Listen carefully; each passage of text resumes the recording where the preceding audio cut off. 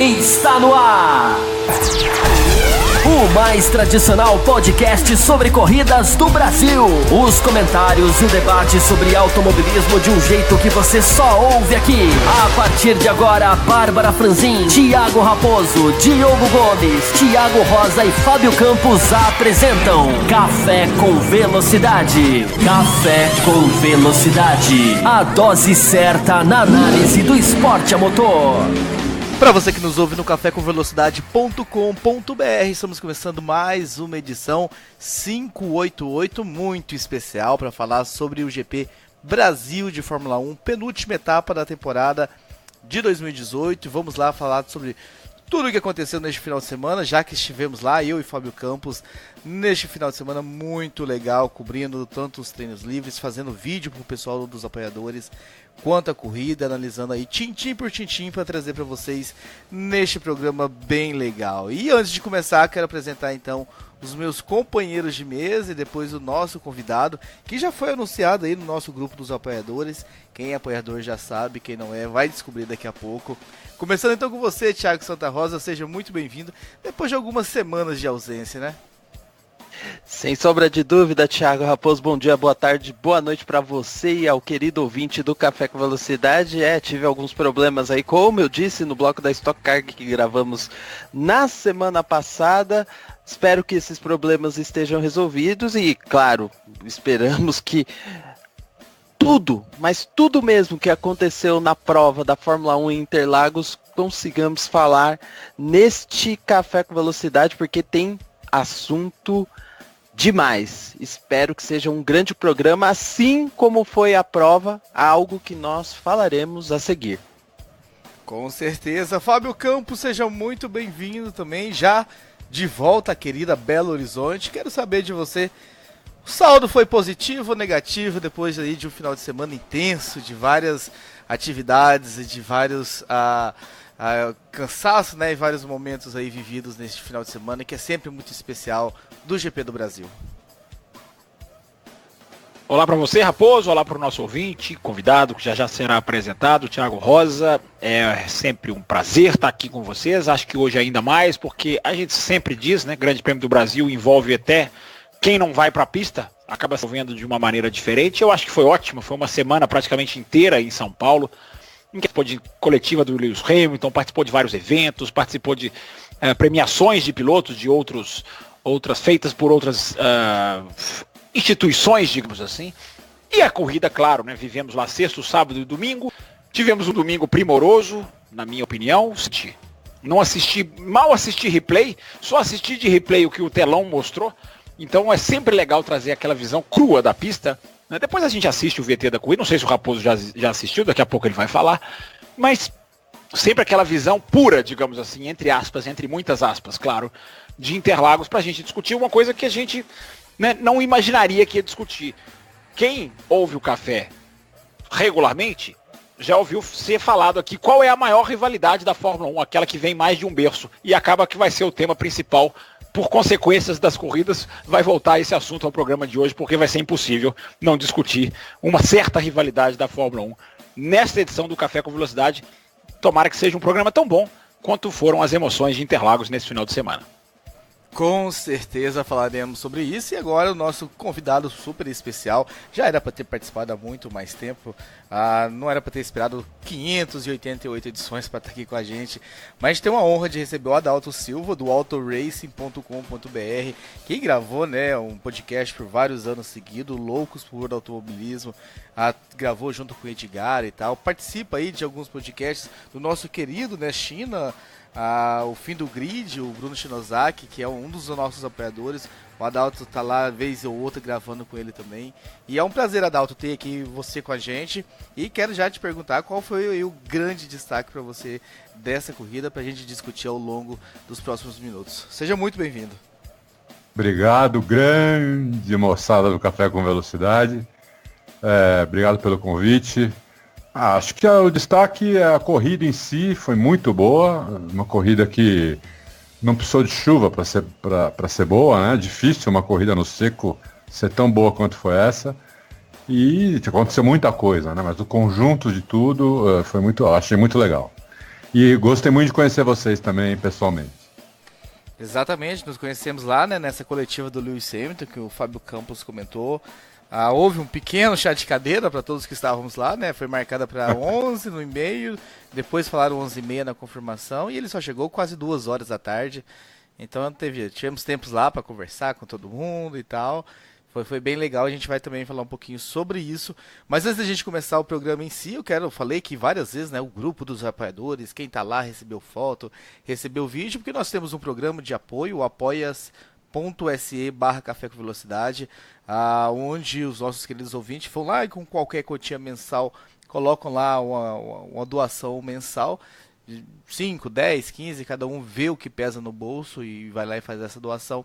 E em contrapartida nós temos esse grupo de WhatsApp exclusivo para eles, onde geralmente costuma rolar algumas coisas exclusivas, um bate-papo exclusivo, vídeos e tudo mais. Então a gente acabou tendo essa interação aí ao longo do final de semana do GP do Brasil. Então você que ainda não é, novamente o endereço, apoia.se/Café com Velocidade. Fiquem à vontade. Teve muita gente, Fábio Campos, prometendo lá Interlagos, Lincoln, Vinícius, uma galera prometeu aí. Vamos ver se vão cumprir essa promessa aí. A hora que viram realmente a gente pôr a mão na massa e fazendo um conteúdo aí para mandar pro pessoal. Antes então de... Thiago Raposo, Sim? Eu quero te interromper, só lembrando que, aproveitando esse momento que você lembrou do grupo de apoiadores, que tivemos um novo apoiador entrando neste final de semana, né, o Rafael Lima, se não me engano o nome dele, eu tô até aqui tentando confirmar o nome, então vale essa menção especial para esse nosso novo apoiador que nos honra com um valor, e esse valor pode ser qualquer um, para qualquer um que esteja ouvindo em qualquer lugar do mundo, o Café com Velocidade, tá? É só esse recadinho que eu queria deixar aí. Não, foi ótimo. O Rafael precisa entrar em contato com a gente, vai passar o WhatsApp dele para ele entrar para esse grupo. Nós não temos o telefone dele.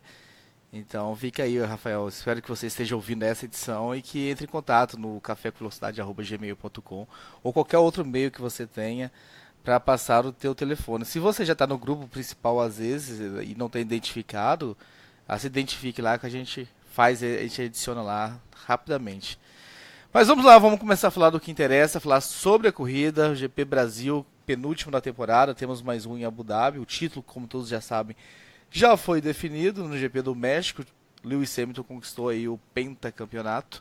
E vamos começar, Fábio Campos, já trazendo aqui e-mails de ouvintes, que já faz aqui boas perguntas, já faz uma boa análise, a gente já pode em cima dele já começar a discussão, que é do Jailson Fernandes, que diz assim, enfim... Tivemos o tão esperado por nós GP Brasil de Fórmula 1.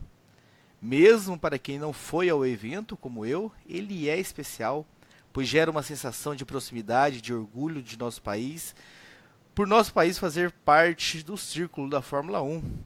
A corrida foi boa, com ultrapassagens, disputas e um incidente controverso. Apesar das vitórias do Hamilton, o grande personagem da prova foi sem dúvida Max Verstappen. Já na primeira volta superou o Raikkonen, apesar da boa recuperação deste na reta oposta. Na volta seguinte fez uma linda ultrapassagem para cima do Vettel no S do Senna e na volta seguinte já tinha passado pelo apático Bottas. Enquanto a Mercedes e Ferrari sofria com a conservação dos seus pneus, a Red Bull de Verstappen esbanjava. Parou depois de mais da metade da prova para colocar os compostos macios. Em questão de pouco tempo, chegou em Hamilton e nem precisou de toda a reta principal para ultrapassá-lo. E ele já manda aqui então, pergunta para Fábio Campos e a gente já começa aqui depois chamando o Adalto e o Thiago para complementarem. Em Interlagos os motores não fazem tanta diferença? Os motores Renault melhoraram ou tem a ver com a altitude da pista? Pois apesar de pouca, ainda é mais elevada que a média. Ele perguntando e estranhando aí, Fábio Campos, esse ataque do motor Renault para cima do motor Mercedes. Bom, esse ataque especificamente, né, Jair, foi um ataque de DRS, né? Que foi ali na reta principal uma aproximação, né, Fábio Campos? Não, a Red Bull foi uma grande surpresa, né, do final de semana. Eu acho que ninguém esperava, ou pouca gente esperava uma Red Bull tão forte, né, até a sexta-feira, que a gente sempre discute aqui a sexta-feira.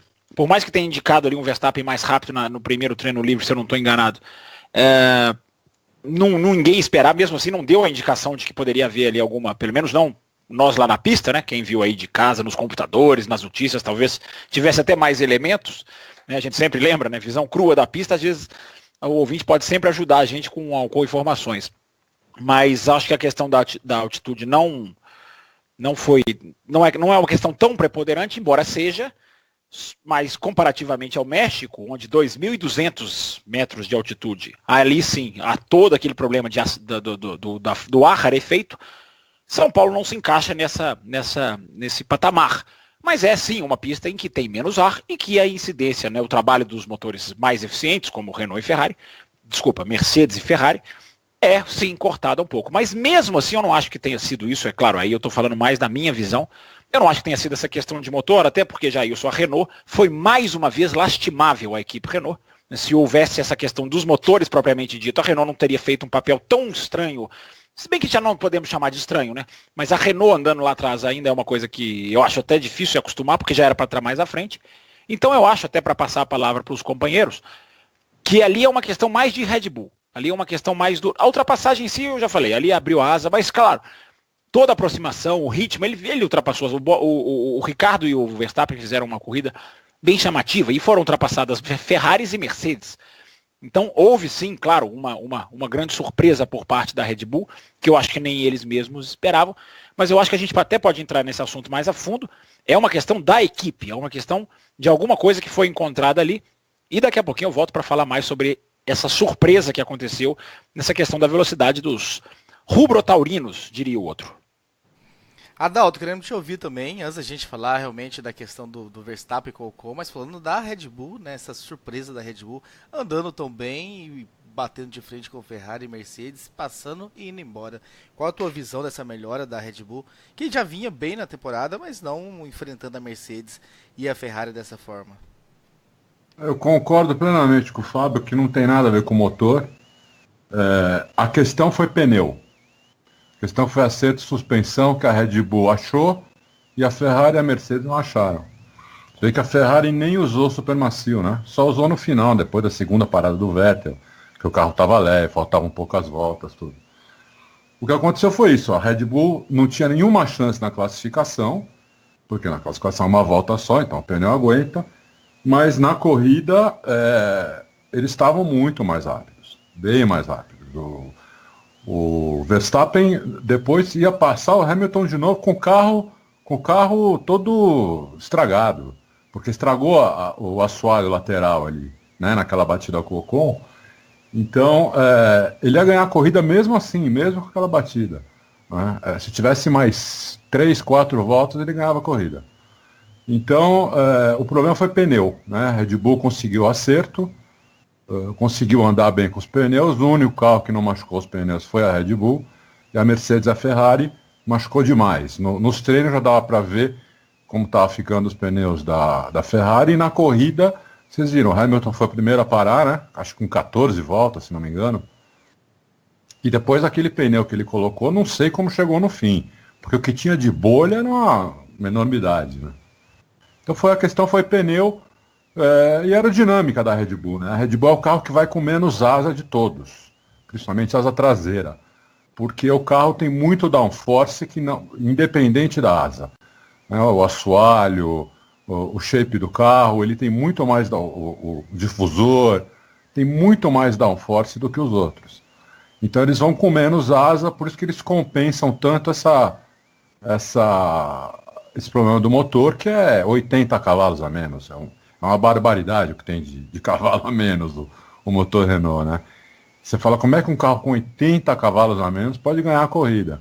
Como ganhou no México, ia ganhar aqui, né? É por causa disso, que eles vão com muito pouca asa, então eles compensam isso. O carro é muito bom, se esse carro tivesse um motor mais forte, ganhava todas as corridas. Seria um carro dominante. Ainda bem que eles andam com um motor mais fraco, senão não ia ter nem graça. Eu até aproveito, Adalto, eu concordo com a sua colocação e trago aqui alguns fatores que podem explicar e corroborar com a sua tese de acerto, inclusive porque em Interlagos, durante a prova toda, a Red Bull perdia feio em velocidade final em relação aos carros tanto da Ferrari quanto da Mercedes, por mais que o Fábio Campos mencionou bem a questão do arrasto criado pelo DRS no final da reta, mas em velocidade normal, os carros da Ferrari e Mercedes atingiam ali, tanto no primeiro setor, né, na reta dos boxes, 330 km por hora, enquanto os Red Bulls chegavam no máximo 305.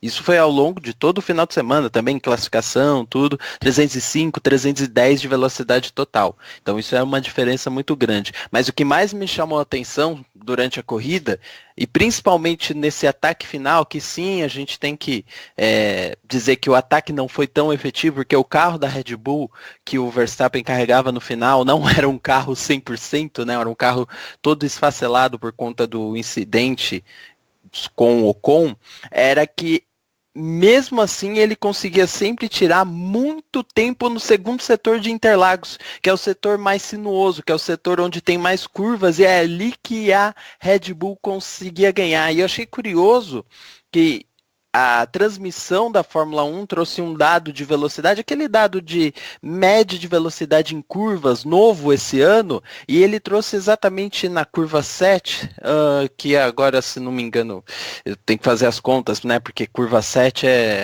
a gente sabe pelos nomes ali, mas, enfim. Depois laranjinha? Eu acho que é o laranjinha, antes do bico de pato, eu acho que é o laranjinha. O Ricardo, quando ele estava disputando posição com Bottas, eu lembro bem de um gráfico que eles estavam entrando a 190 km por hora. A Mercedes não conseguia carregar a velocidade naquela curva. O Ricardo, quando começou a perseguiu o Raikkonen, que conseguiu um pouco mais de velocidade, e a Ferrari consegue também um pouco mais de velocidade nessa curva, começou a fazer ela 210 km por hora. Então é muito interessante o quanto que o downforce da Red Bull ajudava, e ajudava até a chegar próximo desses carros mais rápidos do pelotão da frente, algo que você não via ao longo da temporada. Você vê muitas ultrapassagens em trechos de reta, né, mas nos trechos sinuosos, trechos de todas as pistas com curvas mais rápidas, você tem o problema de instabilidade, e o carro da Red Bull não teve nessa prova. Isso, eles conseguiram ter esse desempenho tão diferente porque se adaptaram aos pneus. E para fechar, Fábio Campos, que eu sei que você quer falar, eu só queria fazer um detalhezinho. Lembra o ano passado que a McLaren iria fazer uma rodada de testes aqui em Interlagos e não fez por conta dos incidentes de segurança? Talvez isso tenha sido benéfico. Eu estou falando da não execução do teste. Claro que não dos fatos que ocorreram no ano passado, né? Porque isso deixou a Pirelli meio vendida com esses novos pneus, com essa nova durabilidade do pneu para esse ano, e de novo as equipes também acabaram ficando um pouco perdidas no quesito durabilidade que cada pneu poderia entregar, e deu esse resultado. Vai lá, Campo, quer falar, né? Não, é sobre o pneu, é verdade, algo que o Adalto citou. E é verdade que você falou. Vamos aproveitar então, já que a segunda pergunta do Jailson é sobre pneus, vamos registrar aqui que a pergunta era: esses carros da Red Bull tratam tão bem os pneus, ou o Verstappen que soube guiar de forma com que os pneus sofressem menos? Só registrando a pergunta do Jailson, já que você já vai responder. Não, eu não tenho a percepção ao longo de toda a temporada, talvez as últimas 2 corridas, sim, certamente sim. Mas não que a Red Bull seja um carro tão gentil com o pneu, até porque o Adalto explicou muito bem, eles andam sempre com menos asa, e quando um carro anda com pouca asa, quem paga a conta é o pneu, nas curvas. Então eu não tenho essa... E talvez até esse seja um argumento, né? O carro poderia, se fosse outro carro trabalhando com esse conceito, poderia destruir os pneus. Enfim, é uma seara muito técnica, eu acho que exatamente, tem a ver exatamente, isso. Exatamente. Se a Renault tentar andar sem asa, esquece. Exatamente. E isso que o Rosa falou também tem uma ponderação interessante, né? Porque mesmo que a gente nunca possa comprovar isso, né, relacionar aquele teste do ano passado, é uma reflexão que vale a pena ser feita, porque a gente vive hoje, o ouvinte do café sabe muito bem, já me ouviu falar muitas vezes isso aqui, já nos ouviu falar muitas vezes isso aqui, que a Fórmula 1 hoje é uma categoria que quanto menos você prepara, melhor ela se desenvolve. Né? Quanto menos preparação ela tem, quanto menos acerto técnico, mais imprevisível ela é. Né? Essa Fórmula 1 torta que deveria ser corrigida para que a preparação não a prejudicasse. Hoje ela prejudica. E só para complementar o que o Adalto falou, como é a questão dos pneus, eu me lembro de um rádio aqui, até deveria ter lembrado de falar isso aqui antes, mas sem as anotações a gente vai sempre lembrando, né? E foi interessante ouvir o Adalto e lembrar. Há um rádio do Verstappen, inclusive escutando a corrida lá, né, no fone de ouvido, digamos assim, parece que eles colocaram os dois rádios de propósito juntos, um do Hamilton e um do Verstappen. O do Hamilton, ele fala, olha, nessa situação aqui eu estou destruindo os meus pneus, porque ele já tinha parado, enfim, e tinha carros à frente dele. Na hora que eu ouvi esse rádio, eu olhei para o Hamilton, procurei o Hamilton na pista, porque lá onde a gente fica no final da reta oposta, a visibilidade é muito boa, então é muito fácil você localizar um piloto na pista quando você procura, e o Hamilton estava muito distante. Claro que esses rádios eles têm uma demora, evidentemente eles não são ao vivo, mas o Hamilton estava muito distante dos carros, os carros imediatamente à frente dele. E o rádio colado a esse rádio dele foi um rádio do Verstappen, que eu me lembrei, foi exatamente o que eu me lembrei quando o Adalto falou. O Verstappen falou no rádio, os meus pneus estão ficando cada vez melhores. O Verstappen ainda não tinha parado, o Hamilton já tinha.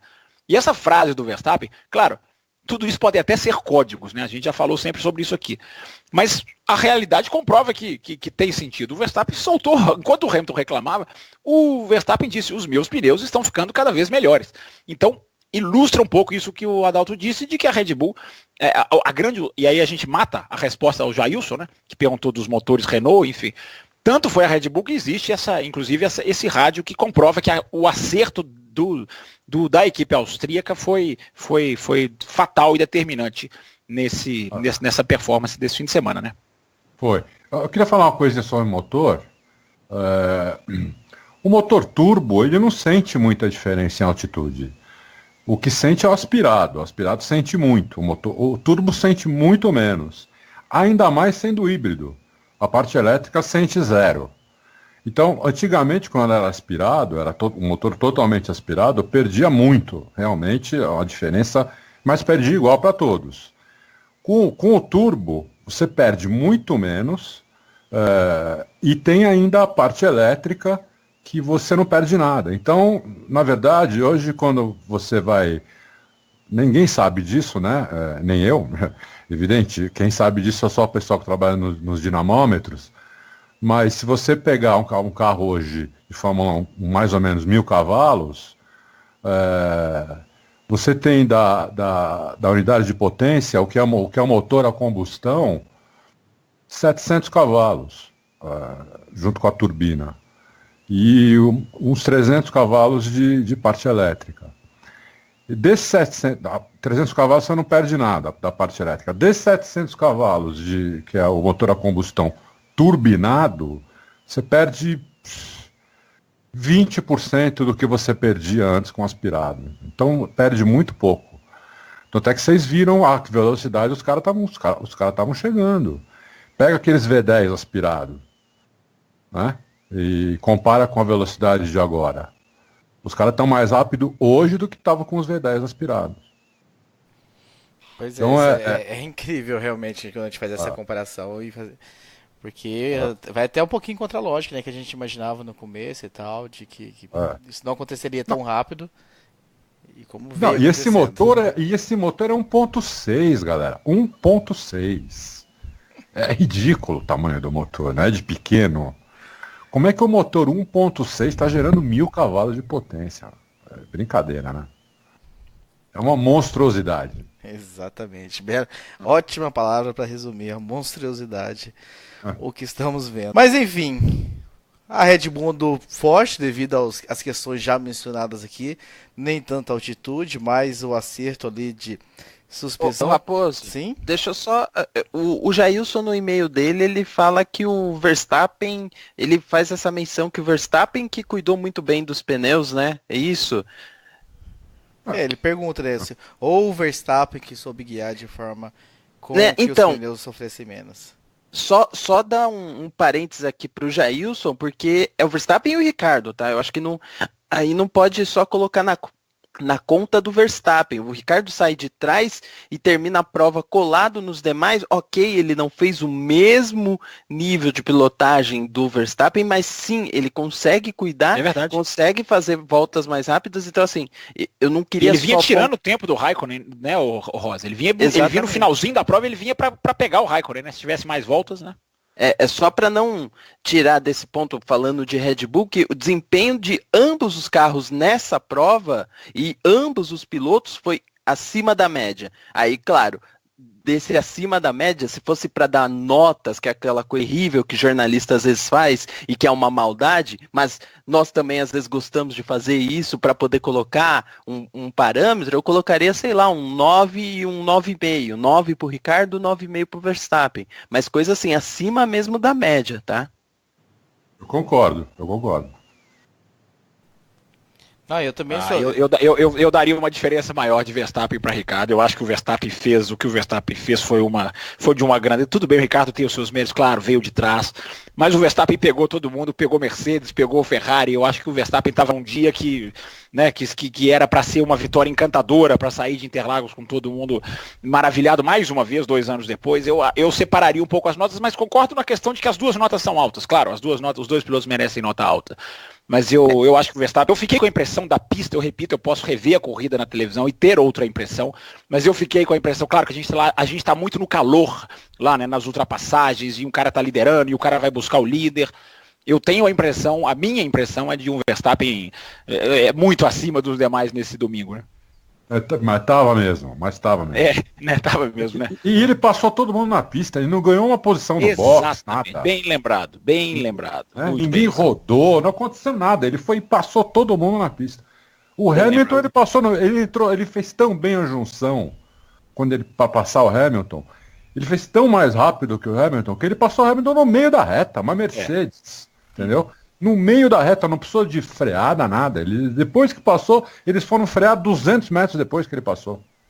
É muito interessante isso, porque a gente estava ali, o nosso grupo de pessoas assistindo a corrida, a gente ficava muito de olho na junção, porque era curioso, né? Que você ficando ali no extremo da reta oposta, você tem umas placas que o carro, durante a curva da junção, ele desaparece. Então, eles de repente, por um segundo apenas, mas... O segundo em que eles reaparecem na pista, a gente sempre ficava de olho em quem arrancava bem, inclusive até na Porsche a gente fez isso, né? Nas corridas preliminares. Quem arrancava da junção, como isso faz diferença, né? É aquilo que a gente sempre fala aqui, da diferença de você ver a corrida pela televisão, e às vezes é importante você estar na pista, né?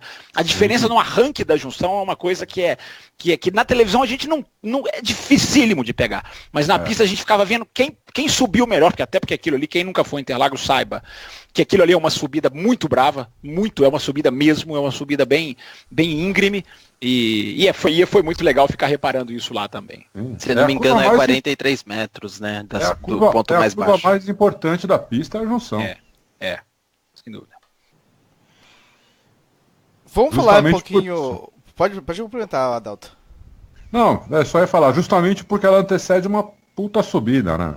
Sim, eu me lembro de um fato da junção tempos atrás, não vou me recordar que ano, aqui na sexta-feira, como o Schumacher ficava tentando achar o limite dela, até que ele rodou e pronto, achou o limite dela, e depois ele começou a fazer ela com perfeição.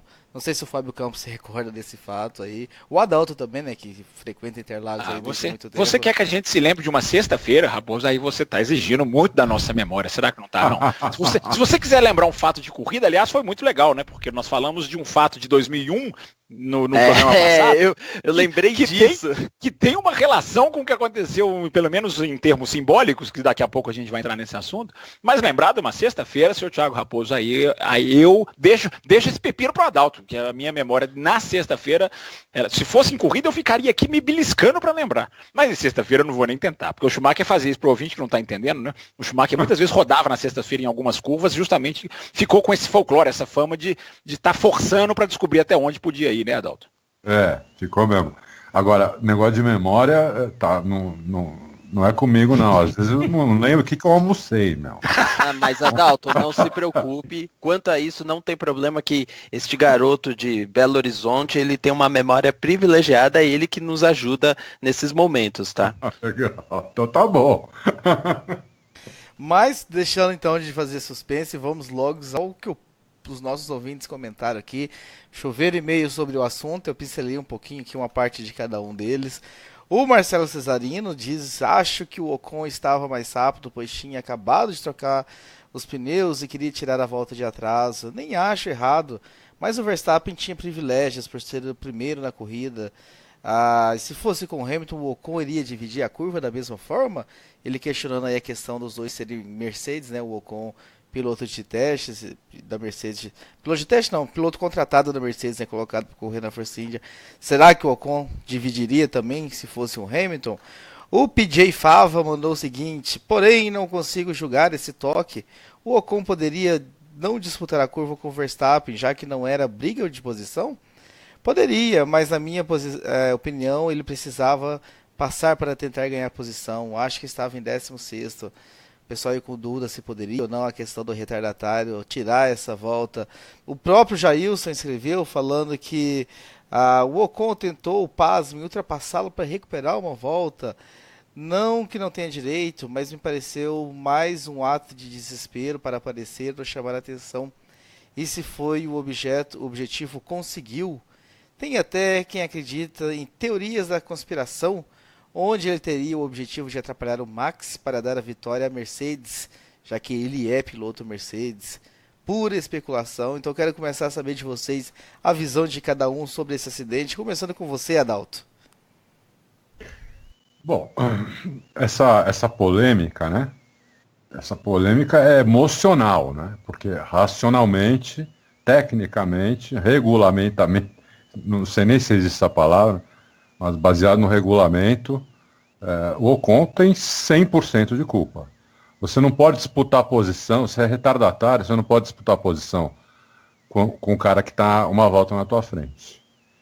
Então, o Ocon, ele tinha duas maneiras de passar o Verstappen. Ou o Verstappen abrir para ele passar, ou ele passar o Verstappen como o Verstappen passou o Hamilton, no meio da reta.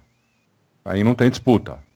Tira do vácuo, né? Usa o DRE, tira do vácuo, passa, freia e faz a curva na frente. Então, por isso que ele tomou a punição de 10 segundos, que é a maior punição que tem ali à disposição dos comissários. Depois dessa, é desclassificação. Pra vocês terem uma ideia, no kart, é difícil acontecer isso no kart, porque as corridas são de tiro curto, né?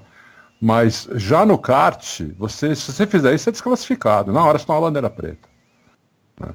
Campeonato Mundial, Campeonato Brasileiro, se você fizer isso, toma uma bandeira preta. Então, o Ocon não tinha que estar ali. Por isso que o Verstappen não olhou. É lógico que se fosse um piloto mais experiente, não só mais experiente, um piloto mais cuidadoso, vamos dizer assim, como era o Prost, como era o Emerson, como era o Stewart, talvez eles olhassem para ver se o cara não estava ali. Mas os outros que eu me lembro não iam olhar e iam bater. Porque o cara não tinha que estar ali. O Ocon não tinha que estar ali do lado. Na hora que ele pôs por fora e ele fez a perna por fora, ele tinha que ter recolhido.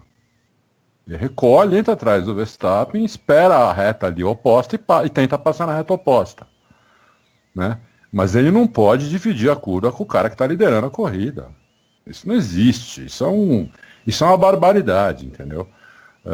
Tecnicamente. Lógico, tem gente dizendo, falaram até que o Hamilton disse que quem tinha mais a perder era o Verstappen e tudo. Mas o próprio Hamilton, não sei se vocês lembram, em 2011, né? Ele fez um monte de besteira, assim, que foi o pior ano dele da Fórmula 1. Ele fez um monte de cagada parecida com essa. Então, é isso que eu acho. Quer dizer, racionalmente, né? As pessoas, muita gente não gosta do Verstappen. Então, qualquer coisa que ele fizer está errado. Tudo bem, eu não tô julgando, as pessoas gostam ou não gostam de quem elas quiserem. Mas no caso aí, você retardatário não tem que disputar a posição com o cara que está uma volta na sua frente. Nem com o primeiro, nem com o segundo, nem com o terceiro. Não é só porque o Verstappen liderava. Se o Verstappen estivesse em segundo, também, uma volta na frente, ele também não podia fazer isso. Mas com o cara que está em primeiro, então, é pior ainda. Minha visão é essa. Sua visão é importantíssima, Adalto. Você é um cara que conhece do assunto e já dando base aqui para os nossos comentários também. Inclusive, eu pego o seu comentário para descrever um pouco de um vídeo que está circulando em redes sociais. Alguém tirou da câmera on-board do Ocon um vídeo com as 2 voltas depois da parada dos boxes do Ocon e que ocorre o incidente com o Verstappen e como foi toda a dinâmica, o que é muito assim, interessante para poder entender o que aconteceu, porque não foi só o Ocon tirando ali, não, teve uma dinâmica bem curiosa, e é aí que eu acho que é importante a gente mencionar para poder dar essa ideia do porquê que o Ocon errou naquele momento. Ele coloca pneu super macio, o Verstappen já sai à frente dele, eles dão uma volta inteira, o Ocon não consegue chegar no Verstappen, dá mais uma volta na pista, e aí ele começou nessa segunda volta a tirar. E quando ele entra na reta dos boxes, ele pega muito vácuo, muita potência com o DRS aberto, ele é sugado, literalmente sugado. Aquela questão dos motores que a gente está falando agora há pouco, o motor Mercedes da Racing Point Force India fez muita diferença naquele momento. Com um pneu aderente, fez também com que ele conseguisse andar naquele ritmo, pelo menos na reta, que uma Red Bull. Só que eu acho que aí que tá. Ele não estava esperando isso. Ele fez a manobra do jeito que deu e falou, vou ficar aqui. E aí deve ter passado pela cabeça dele, vou ficar aqui, não vai acontecer nada. E aconteceu. E era justamente com o Verstappen. Aí a gente pode entrar em detalhes da briga a seguir, né, da relação conflituosa que tem os dois. Mas é basicamente isso que acontece. Ele não é que ele, logo que ele sai dos boxes, ele dá uma volta, ele vê o que acontece com o pneu, ele sabe o comportamento do carro. Eu acho que ele não espera aquele comportamento na segunda volta, aquele vácuo tremendo, aquela velocidade final. E quando acontece o movimento do Verstappen de fechar para dentro na segunda perna, que é absolutamente natural, ele não está esperando. Eu quero só adicionar mais uma coisa, só para não confundir os assuntos e deixar bem claro a minha opinião, porque alguns já ouviram de mim a questão de abolição de bandeira azul, que é algo que tem que vir desde lá de baixo. Como o Adalto falou, é uma coisa que, se você quiser implementar, tem que ser uma norma que vai valer até para as corridas de kart, para o cara aprender que sempre vai ter disputa desde lá da base até a categoria mais alta. Mas, enfim, isso é uma discussão de conceito de automobilismo. E isso eu prego mesmo, eu acho que a gente pode até mudar isso. Mas, independente disso, dessa questão da retirada da bandeira azul, ali não existe essa questão porque um Ocon estava atrás e faz uma manobra que põe em risco o piloto que estava liderando a corrida. Então, ali, realmente, que a Dato falou perfeito, 100% racionalmente, vendo a prova, você não tem nenhuma discussão. A falha é do piloto francês. Eu acho. E a bandeira azul ali nem ia fazer diferença, né? Porque Exato. ali era... porque ali, como só se o Ocon tivesse na frente e o... Eu também sou contra a bandeira azul. Eu acho que, por exemplo, tem uma regrinha, né? Tem vários campeonatos de kart... E alguns deles usam uma regra diferente. Quando você vai tomar a volta, você não tem que abrir para o cara. O que você não pode é dificultar a ultrapassagem do cara. Né? Você não pode se defender. Mas você não tem que facilitar, não tem que abrir para ele passar. Eu gosto dessa regra. Se bem que isso ia dar tanta merda na Fórmula 1 que eu não sei se ia dar certo. Mas eu gosto dessa regra. Essa regra a Indy mais ou menos usa, vocês não acham? Sim, a Indy ela tem, em algumas provas é instituído que a primeira volta o piloto não é obrigado a dar passagem. A partir da segunda volta, quando ele já está uma volta atrás, aí ele recebe a bandeira azul e é obrigado a ceder passagem para o piloto mais rápido.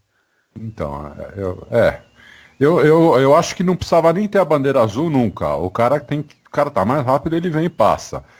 O que não pode é o cara dificultar, né? Começar a defender, começar a fazer zigue-zague. Aí não dá.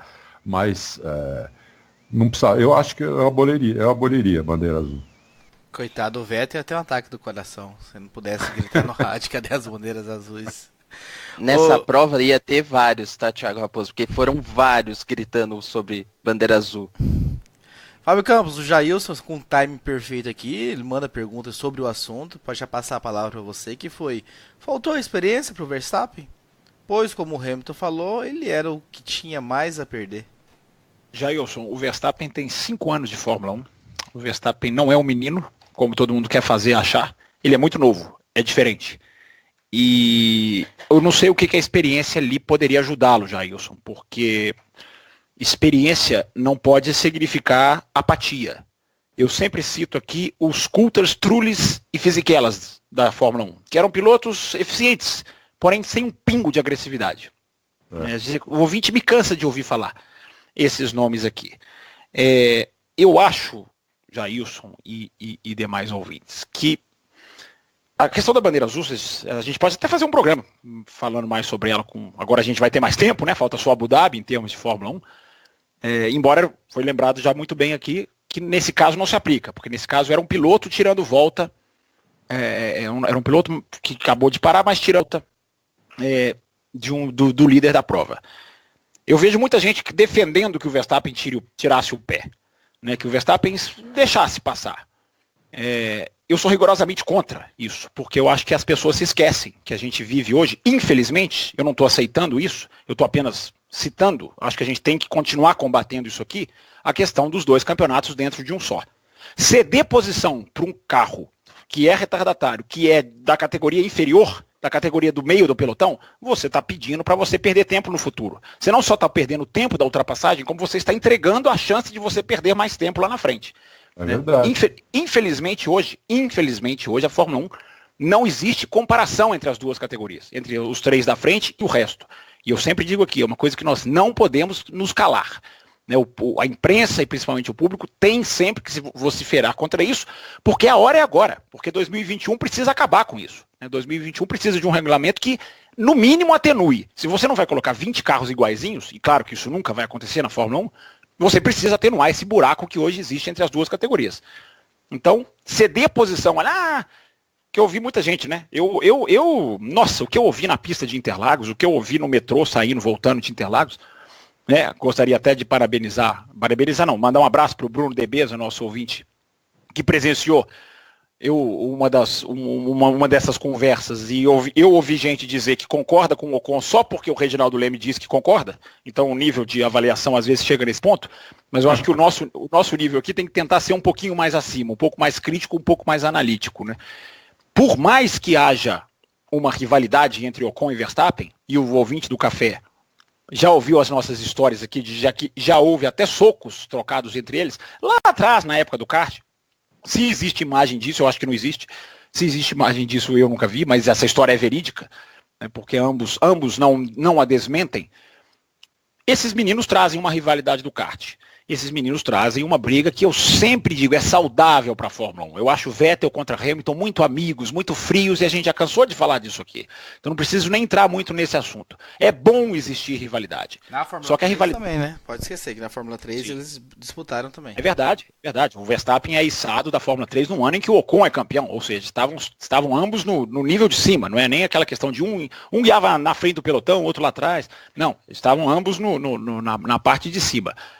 Mas eu coloquei aqui rapidinho, nos highlights aqui dos canais da Fórmula 1, a câmera on-board do Ocon para mim é fatal, né, para corroborar tudo isso que já foi dito aqui pelos 2 antes de mim. O Ocon, na câmera, e a câmera é mais limitada do que o ponto de visão do piloto, eu acho, apesar dela estar acima, o piloto mexe para a esquerda, pode mexer a cabeça para a esquerda, a câmera normalmente não.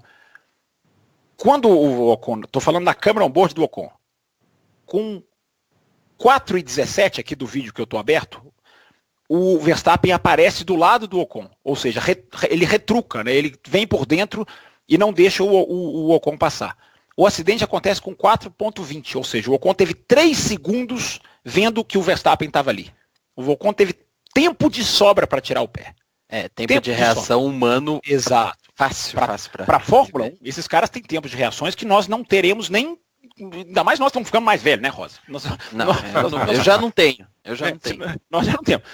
E esses caras têm um tempo de reação, inclusive eles treinam isso, as equipes têm sensor, tem uma parede de sensores que os pilotos têm que, onde acende o sensor, eles têm que bater a mão, e isso é medido no milésimo de segundo para ver se o cara tá bem, se o cara tá mal, se o cara voltou das férias assim, se o cara precisa voltar a treinar. Então esses caras trabalham isso. 3 segundos pode ser exigência aqui para nós, para o ser humano normal, para o piloto de Fórmula 1, não. Não, é uma semana para ele. 3 segundos é uma semana. É uma semana. Não pode. Eu não acredito em teoria das conspirações, não gosto delas, e eu sempre digo, embora se alguém me dissesse em 2008 que o Nelsinho Piquet bateu o carro de propósito, eu diria que é uma teoria das conspirações das mais furadas.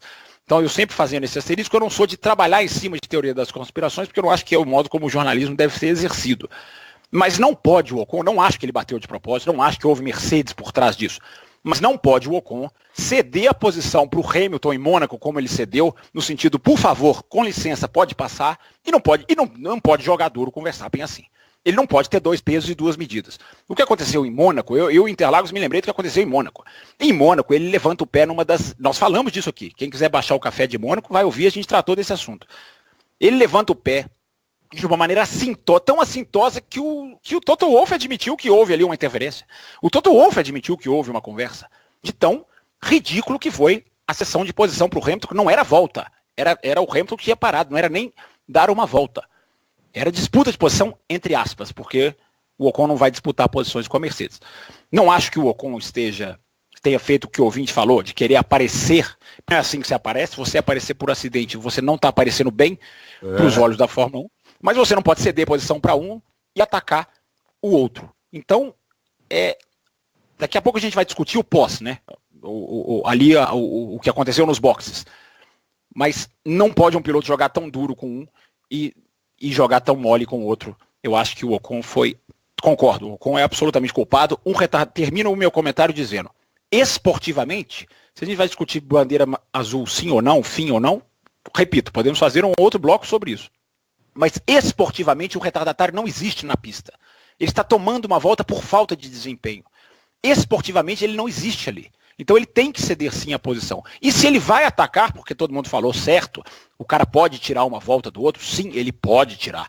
O primeiro movimento do S do Senna eu não condeno o Ocon, porque ele tentou ali colocar por fora, o Verstappen fechou, ele tentou jogar por fora e passar. Mas a segunda perna ele já tinha total controle da situação. Um piloto pode tirar a sua volta. Mas brigar com o outro, aí eu já acho que, com o outro que é o líder e ele está tomando volta, aí eu já acho que é um pouco demais. Eu queria só fazer um parênteses rápido, lembrando também de algo que o Adalto mencionou, a respeito do comentário do Hamilton, falando sobre quem tinha mais a perder e tudo. O Hamilton fala isso no contexto, né, Adalto? Logo depois que chega, quando o Verstappen fala do incidente naquela salinha do pódio, antes de irem para as festividades, né, na celebração da vitória. E o Hamilton já demonstra que, nesse ponto, ele já demonstra o corporativismo dele, né? Porque ele já coloca o comentário de uma forma que o Verstappen deveria ter pensado um pouco mais. E aí corrobora algumas opiniões que vão nessa linha do Verstappen ter segurado. A visão do Hamilton, neste caso, para mim, é totalmente corporativa. Nesse sentido, sabendo que é o Ocon, ele já mandou isso e já sabia do que ele estava falando, porque ele sabe do que está acontecendo. O Hamilton não é bobo, não. Sabe o que eu acho que é? Sabe o que eu acho que é, Adalto? Jogo psicológico. É o jogar o boné pro Rosberg. É jogar aquele boné do segundo pro Rosberg. É um jogo psicológico. O cara tentando cutucar o outro, né, Adalto? É isso mesmo. É exatamente isso. O Hamilton sabe que o adversário dele, se tiver carro, é o Verstappen. Exato. Ele já falou isso, né, Adalto? Ele inclusive já deu entrevista falando, o Verstappen é um nome que vem para liderar a Fórmula 1 no futuro. Exatamente. Então, ele vai sempre que ele puder, como ele sempre fez com o Vettel, inclusive quando o Vettel estava ganhando tudo, sempre que ele puder, ele vai cutucar o Verstappen, porque é uma coisa que o grande campeão faz. O Senna fazia, o Prost fazia, Piquet fazia, todos eles faziam, Schumacher fazia. Eles fazem isso, porque faz muita diferença a parte psicológica do piloto, né? Que, aliás, é a coisa que, basicamente, é o que define o cara que ganha do cara que chega em segundo o cara que tem 2 carros iguais ali, a diferença de tocada entre eles, por exemplo, a diferença de tocada entre o Hamilton e o Bottas não é essa toda que parece. É mais diferença psicológica, que o Hamilton já se colocou como melhor, como primeiro, como pentacampeão, na época tetracampeão, né? E o Bottas já se colocou superior ao Hamilton, lá dentro da cabeça dele, né? Como eu acho que está acontecendo com o Vettel, como aconteceu com o Vettel. Ele perdeu 2 anos seguidos que ele podia ter ganho. Né? Teve carro 2017 esse ano para ser campeão, mas o Hamilton conseguiu entrar na cabeça dele. Entendeu? Então o Hamilton tentou entrar na cabeça do Verstappen a fazer esse comentário. Porque o próprio Hamilton não se comportava assim até alguns anos atrás. Vocês devem se lembrar, 2011, esse tipo de acidente. Sim, que teve. Com certeza. Ele e o Massa daquele ano. Isso, aconteceu uns 4, 5 com ele.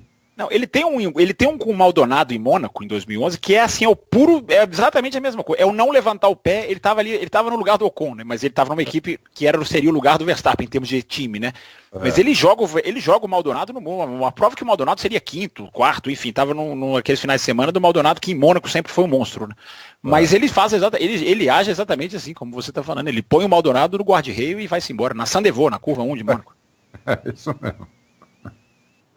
E aí, exatamente, depois da prova, né, o Verstappen foi lá tirar uma satisfação a lá NASCAR, né, o Cesarino escreveu aqui, que briguinha de criança dos dois pós-corrida, hein, faltou só chamar a tia de algum nome, e o outro chorar, pedir a mãe.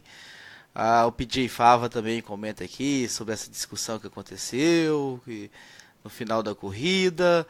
O Diego Santos aqui também mandou um e-mail. E o Jailson finalizando o Fábio Campos, ele diz: pergunta para Fábio Campos, é esse tipo de rivalidade que você estava pedindo? Um pouco sim, um pouco não, Jailson. Rivalidade é boa, esses dois quando se encontrarem na pista de novo, mas aí tomara que não numa posição de um dar volta no outro, vai ser muito bom, porque os narradores, ou os bons narradores, rapidamente vão se lembrar desse Grande Prêmio do Brasil, ou seja, isso vai ser carregado para o futuro de uma maneira que não prejudica a Fórmula 1. Mas dito isso, como eu falei no meu primeiro comentário, rivalidade não pode ser o excesso de um piloto jogar o outro para fora numa situação de dividida. Eu até coloquei no meu Twitter, antes, né, desse Grande Prêmio do Brasil, eu coloquei um tweet que eu acho que era um vídeo, né, que tem muitos perfis de Twitter que faz recuperam trechos dos anos 90, dos anos 2000, e alguns são valiosíssimos. Eu vi um trecho e coloquei no Twitter dizendo o seguinte: esse vídeo que eu estou colocando aqui não tem a menor graça, não teria a menor graça em outros tempos. Mas na Fórmula 1 atual, com licença, pode passar, fique à vontade, em que pilotos, justamente por essa divisão de 2 categorias, dentro de uma só, já não pensam se querem resistir ao avanço de um outro com um carro mais rápido, essa era, né, quase gentil de pilotos que não disputam porque não vem algo positivo nisso. Eu coloquei um vídeo de Suzuka 1997, que o Schumacher ia dar uma volta no Rio. E o Rio não deixa o Schumacher dar a volta nele. Ele chega a ser divertido pela Rio. E a gente viu, isso era 90 e... Não, isso não era 97, não. Não, era 97 sim, já na Erro, sim. E todo quem viveu Schumacher e Rio sabe que aqueles dois não podiam um olhar na cara do outro. Então o vídeo chega até a ser curioso, porque é um contraponto aos dias de hoje, de um cara que colocou a rivalidade em cima de tudo. Ele falou, cara, não vou ceder a volta para ele, vou dificultar. Mas aí é diferente de jogar o cara no muro. É diferente de estragar a corrida do líder. Diferente, por exemplo, do que o Schumacher fez com o Rio na Austrália em 94. Sim, exatamente. Então, Jair, sua pergunta é boa. Jailson, enfim, Cesarino tocou um pouco nesse assunto, dessa questão da rivalidade. É importante ter rivalidade. Nós não podemos analisar essa questão como 8 ou 80. Nós não podemos ou achar que não ter rivalidade, todo mundo tem que ficar certinho na linha como se fosse um trilho de trem, ou achar que rivalidade vale tudo. Nós temos que ser, pelo menos quem tem o critério de analisar a Fórmula 1, tem que ser cuidadoso por isso. A rivalidade ela tem uma linha. É bom se o Ocon dificulta a ultrapassagem do Verstappen, ao contrário, né, do que foi na realidade, porque era ele vindo de trás tentando tirar a volta. Mas se ao contrário ele dificulta a ultrapassagem do Verstappen, eu não digo que eu bateria palma, não digo isso, mas citaria, olha, eu lembraria, são rivais, tem isso, fica esse tempero. Mas não pode se cruzar uma linha no sentido de que vamos nós dois para o muro, que é a impressão da câmera do Ocon que eu tenho. A impressão que eu tenho é vamos nós dois para o muro. Vamos nós dois para o muro, você não vai me passar. Um retardatário não pode ter esse tipo de medida. Fazer o que o Rio fez em Suzuka com o Schumacher 97 é até tolerável, embora ali ele merecia, podia dar 5 segundos, não existia os 5 segundos nessa época, mas enfim, se fosse no dia, eu dar ali os 5 segundos, ali o Rio claramente chutou o balde.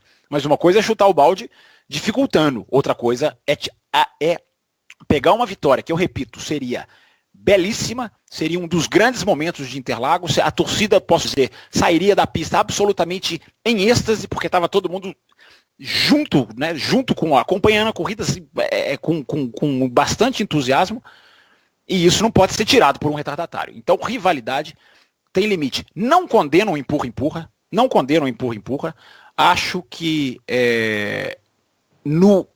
tem muita gente dizendo que não pode, discordo absolutamente do Cesarino. Não é menino Cesarino, são pilotos Cesarino. Piloto desce do carro de cabeça quente, Cesarino. Piloto tem sangue quente, Cesarino. Automobilismo é esporte, Cesarino. Automobilismo não é lugar só de robô. Ainda não, né? Vem aí essa tal Robo Race. Mas ainda não é lugar só de robô. Então, Cesarino, não acho que ninguém deve dar soco em ninguém, não acho que o Piquet é um exemplo nesse aspecto. Piquet fez muita coisa errada, não acho que todo mundo gosta de rir daquela briga, eu acho uma coisa patética, eu acho uma coisa ridícula aquela briga do Piquet em Hockenheim. Eu não gosto, enfim, se outras pessoas gostam, ok, respeita, mas eu não acho aquilo ali um exemplo, nossa, aquilo é Piquet. Piquet tinha muitas outras coisas legais, tinha muitas outras frases legais, tinha a sua técnica personagem, não acho que aquilo ali tem que ser um fato de exaltar o Piquet. Acho que o empurrão faz parte. Não sou a favor de ninguém brigar, mas entendo um cara e tirar satisfação. Eu pergunto para você, Cesarino, se você lidera uma corrida e o cara te tira da corrida, se você desce do carro e vai bater palma para ele. Eu posso falar um caso que aconteceu, assim, um caso que aconteceu comigo no kart na semana passada. Eu fui andar de kart com uns amigos meus. Você saiu no tapa com alguém, Rosa? Não, um dos meus amigos que estava andando, acho que ele disputa pelo 4º lugar. Um cara que não era da turma, era uma bateria aberta, então tinha gente de diferentes níveis e diferentes habilidades. Só que esses dois tinham conhecimento, pelo jeito, um era da minha turma, o outro não.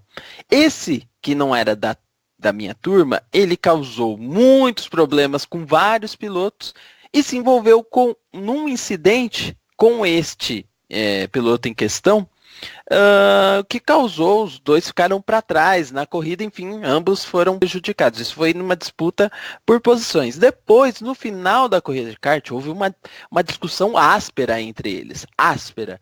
Mas assim, a discussão áspera do tipo, você errou, você não sabe o que fez, tudo. É esporte, né, Rosa? É esporte do kart, a Fórmula 1 é esporte. Vai ter briga, vai ter... Claro, ninguém tem que socar ninguém. Ninguém tem que socar ninguém. Mas vai ter discussão, a discussão existe, né? Exatamente. Então, assim, existe um ponto e um contraponto. Aí, você atrapalhou esse piloto, você atrapalhou esse. Não, mas você me atrapalhou no momento. Tanto é que ambos vão ver as imagens que um deles estava gravando com a câmera no capacete, começou a mostrar, não, você está errado aqui. Enfim, se você olhasse a discussão, você ia falar, não, esses dois vão brigar a qualquer momento. E ficou a vias de acontecer. Esse foi um momento, assim, tenso ali após a corrida. Dito isso, quando você faz o que o Verstappen fez, que foi capturado por uma câmera e distribuído pelo, se não me engano, foi o Channel Plus da França, que acabou distribuindo essa imagem para o resto do mundo, aí você tem um mau exemplo que ali, falaram, Verstappen, peraí. Você fez tudo certo, até você encostar a mão no Ocon. Por mais que você entenda essa reação, que é do ser humano, e eu também entendo, ali eu não vou passar a mão exatamente por isso. Porque eles não são moleques, eles não são meninos. E a gente tem que parar de tratar jovens, mais que tenham inexperiência de vida, mas acima de 18 anos, na maioria dos lugares do mundo, eles são responsáveis por si só. E para guiar um carro de Fórmula 1 tem que ser muito responsável. inclusive mesmo os mais jovens, como o Verstappen, como o Stroll, tem que ser muito responsáveis. Então, nesse ponto, o Verstappen errou. O que ele tem de direito de reclamar que ele foi atrapalhado na pista, ele perde um pouco desse direito só por causa que fez essa atitude. E isso não é porque, eu tô de mimimi, não, porque é um fato. Ele podia ter gerado uma briga, aí alguém, esses mesmos que estão falando, essa briga foi de nada, lembra, os dois estavam com capacete. Meu amigo, um capacete, se você dá na cabeça de uma outra pessoa, você pode matar ela. Não é brincadeira. Então, assim, num momento desse tensos, é preciso ter também o discernimento e o pensamento que isso está sendo transmitido para milhões de pessoas e que isso pode ser, sim, um mau exemplo e começar a gerar vale tudo em todas as corridas, em todas as disputas. Então, posso vai fundo. Vou discordar. Discorde de mim. Porque é o seguinte, ali é o ser humano, entendeu? O ser humano, em todos os esportes acontece isso. Já aconteceu isso na Fórmula 1 várias vezes. Schumacher já foi para dar porrada no Coulter, lá em Spa. O Senna já deu porrada no Irvine, no Japão. Piquet já deu porrada no Salazar, em Hockenheim. 2 brasileiros já brigaram feio dentro do boxe. Era o Chico Serra e Raul Boesa. Aquilo foi bem ridículo mesmo. Montreal, se não me engano, né? Isso. Então, acontece. Eles estavam sem capacete aquela hora. E eu até achei que, pela fama que o Verstappen tem, apesar de eu não concordar muito com essa fama, eu acho que o pai dele é muito mais animal que ele. Né? Que o diga a lembrança que estão deixando aí de 2001, mas enfim, essa é outra questão. Isso. Eu achei até que o Verstappen fosse partir para porrada, não fosse só ficar no empurrão, ele fosse dar uma porrada no Ocon, até pela rivalidade que eles têm, né, desde o kart, como vocês bem lembraram, Fórmula 3, tudo. E a gente tem também que pensar o seguinte: o que passa pela cabeça do Verstappen, quando que ele vai ter outra chance de ganhar uma corrida? A próxima eles não têm chance. Abu Dhabi, esquece, Red Bull não tem chance. A não ser que aconteça outro problema de pneu, mas eu acho que lá não vai acontecer esse problema. E o ano que vem ele vai de Honda. Então, o ano que vem, o outro ano, capaz de ele só ter chance de ganhar a corrida de novo em 2021. Entendeu? Então, o cara saiu do carro louco.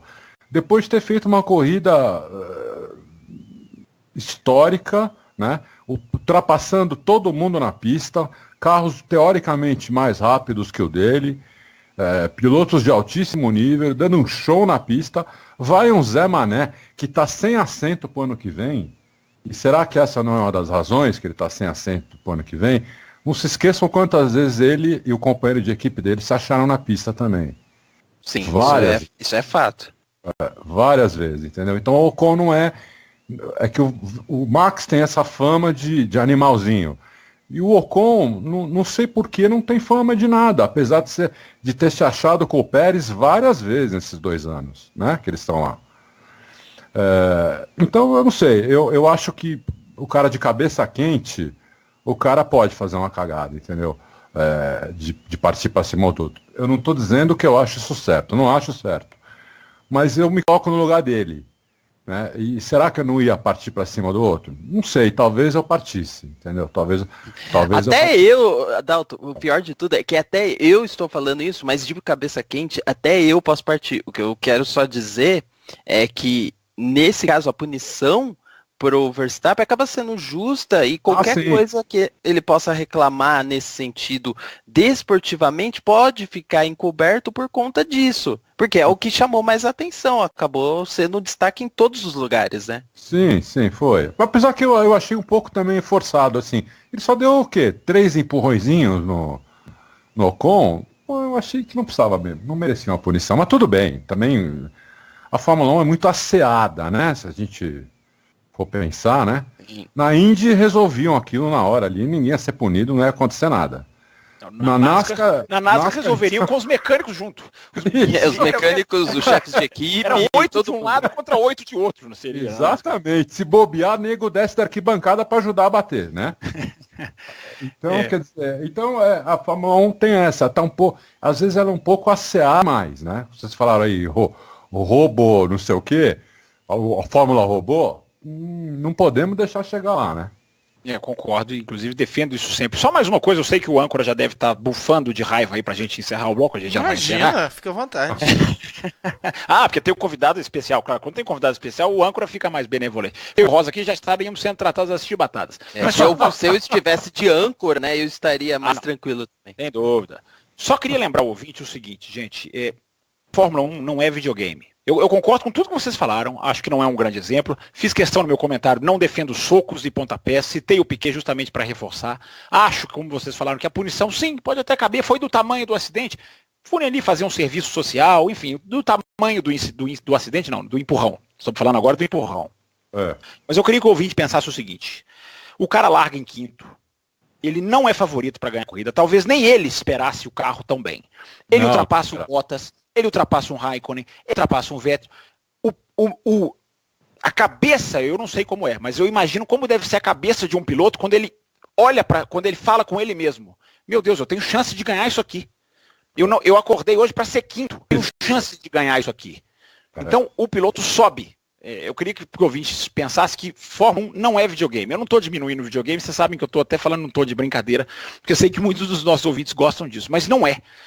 Esporte, gente, é adrenalina. E a adrenalina do Verstappen subir, eu acho absolutamente compreensível, porque não é o México em que ele larga da pole e tem uma grande chance de vencer. É uma corrida que ele vem construindo a própria vitória. O cara isso aí deve ir crescendo na cabeça do cara pensar, meu Deus, gente, eu ia correr para chegar em quinto, eu vou ganhar isso aqui.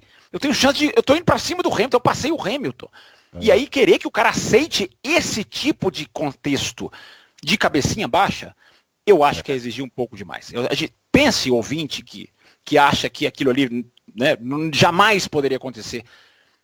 O empurrão, eu estou me referindo.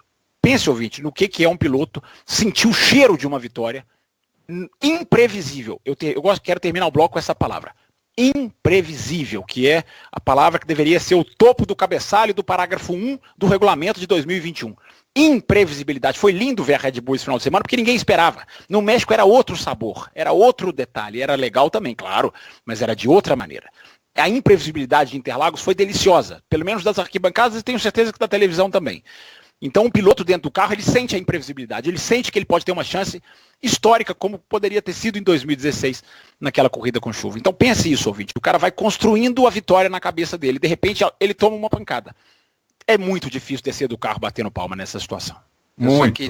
Eu só queria corrigir uma coisa, tá, Fábio Campos? Seu comentário que você criou uma pole position do Verstappen no México. É verdade, né? Primeira fila, bem lembrado. Bem lembrado. Ele não foi, o Ricardo não deixou, mas enfim. Bem lembrado, bem lembrado.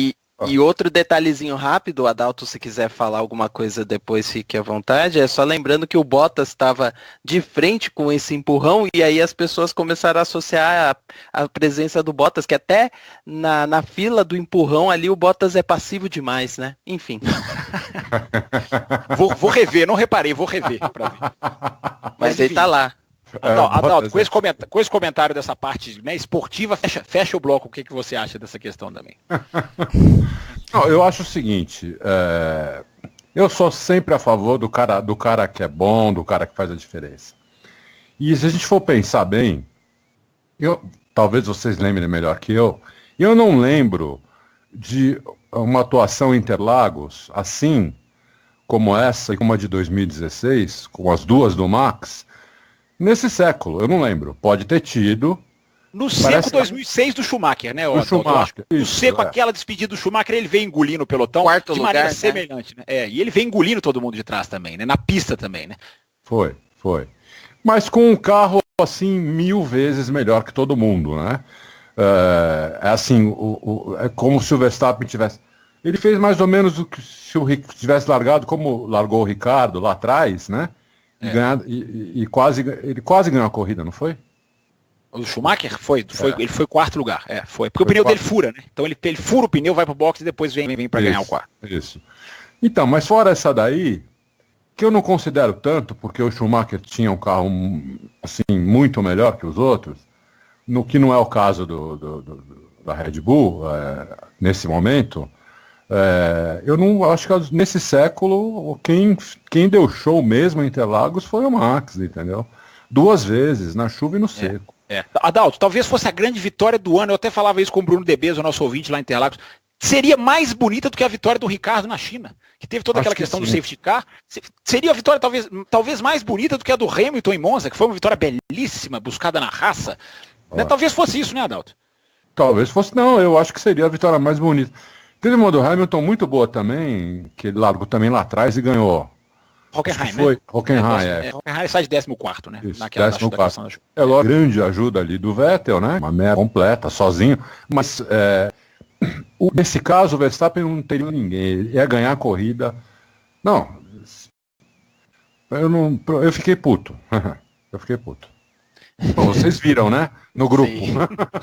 Sim, sim. Eu não vi. Eu acho que eu não vi. O mesmo ficou um pouco ressentido e chateado por conta daquilo que não se apresentou. O resultado acabou não sendo real. O melhor desempenho da pista não foi representado. Né, Thiago Raposo? Exatamente. Eu não condeno tanto assim as brigas, talvez por eu ser um grande apreciador de NASCAR, né? No grupo da NASCAR eu li frases do tipo, agora sim, agora a Fórmula 1 tá fazendo sentido, isso tinha que acontecer mais vezes. Aquelas frases que os grandes fãs da NASCAR gostam de soltar. Eu também eu não condeno, não acho tão triste e lamentável não. O cara tem que ir lá tirar satisfação. E ótimo, né? Talvez está plantada aí então a rivalidade que nós esperávamos.